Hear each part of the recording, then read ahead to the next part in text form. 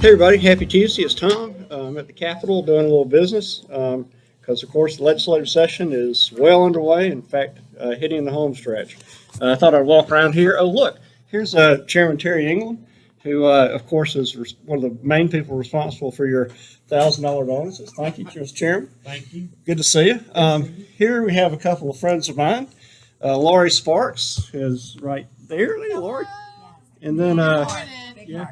And Lori is the assistant to Chair Lady Katie Dempsey, who heads the Health and Human Services Appropriations Subcommittee. And while we're sitting here, I kind of got you on camera, Chair Dempsey. Tell us a little bit about, we're hitting the home stretch and so what do you think? What do you think we've accomplished this year? Well, I think we've done a great deal, particularly for your area, Certainly. Trying to incentivize and find breaks and supports for foster families and for adoption issues. Certainly there's a lot of money coming our way from the federal government. We're going to see exactly how that plays out, but see if we can possibly sort of funnel some wise spending to your area, to the families that you care and serve so well. Well, thank you. And I just want to say how much we appreciate your leadership on our issues. And Chair Dempsey is just so much fun to work with, in addition to being a great leader for our state.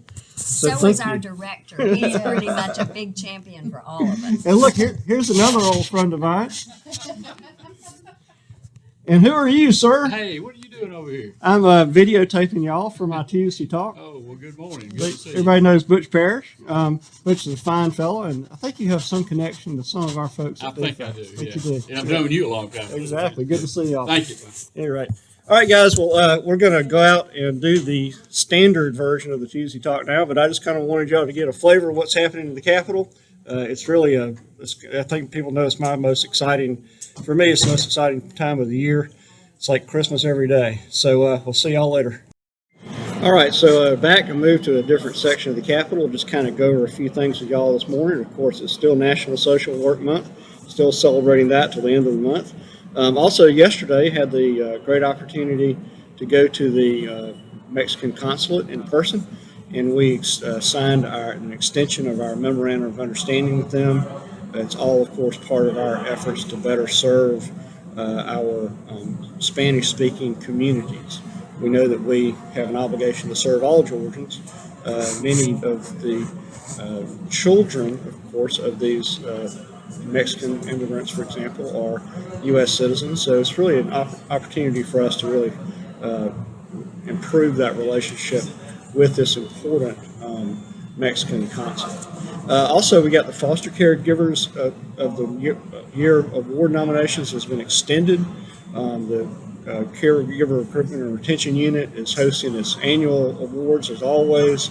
We really asking you to dig deep and going above and beyond to document why the folks that you think should deserve this award should earn the distinct title of Caregiver of the Year.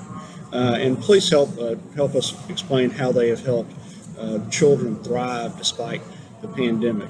Deadline, of course, will now be Friday, March 19th at 5 p.m. We have a SurveyMonkey link. We'll send you to that. And again, please nominate folks for that. I want to give a shout out to one of our caseworkers out in Gwinnett, Patricia Belizaire, who received this letter of appreciation from a foster parent. I will put that on the screen for y'all. It's a great example of the importance of having great social workers who have a passion for the work they're doing. So great job, Patricia. Georgia Gateway update. Remember, the month of March is our annual mass modification. Any changes to the federal poverty level, the FPL that is, rates for our Office of Family and Departmental Programs are being updated this month. And there's, of course, been a need for Gateway to be offline for a short period of time for that. So if that happens, just explain to people what's going on. I want to remind everybody that we have a temporary, and really until, because of the pandemic, the federal government has given everybody a 15% increase in monthly SNAP benefits. That's through September 30th. And the way we're doing that is they should have already this past week or so should have gotten the retroactive 15% for January and February.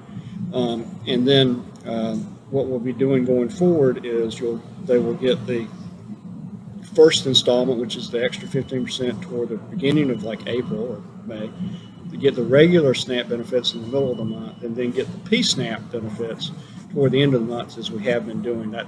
So let folks know if they get, I had somebody call yesterday who had gotten some funds they didn't think in their SNAP, but they didn't think it was enough, and we had to explain what was going on there. So I imagine you'll get questions about that. Let's see. Of course, all of our programs are reaching their timeliness goal this week. Appreciate everybody performing at over 95% statewide this week. Just a great job there.